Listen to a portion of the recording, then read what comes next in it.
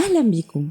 لكل حد بيجهز شقته أو بيفكر يجدد فيها، تعالوا معايا خدكم لفة سريعة في أكبر مول للأساس المنزلي في مصر، وهو HC Furniture Mall. المول مكانه في واحد من أشهر مولات مصر وهو مول العرب. لو جايين من محور 26 يوليو هندخل مول العرب من بوابة خارجية رقم 2، وهنركن العربية وندخل بوابة المول رقم 1. في الدور الأرضي هنلاقي فيه خدمة عملاء عشان يساعدونا في اللف جوه المول ويعرفونا مكان كل حاجة فين بالظبط. على اليمين هنلاقي معرض اسك للمفروشات المودر، وكمان هنلاقي معرض ايبكس العريق، ده غير معروضات الزجاج اليدوية وتحف واكسسوارز كتير قوي، منها المصري وكمان المستورد، وفازات للزرع وهدايا وزرع صناعي، وبرضو حاجات الايبوكسي، وكمان ستاير وورق حائط.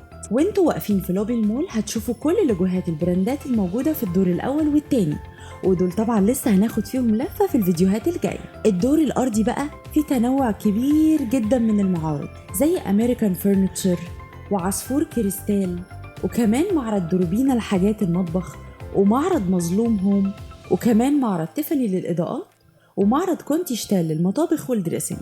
ومش بس كده، تيك سمار للقماش، ومعرض فيرينو للأساس المودرن والكلاسيك، وكمان معرض فاليوز. كل ده كان في الدور الأرضي بس.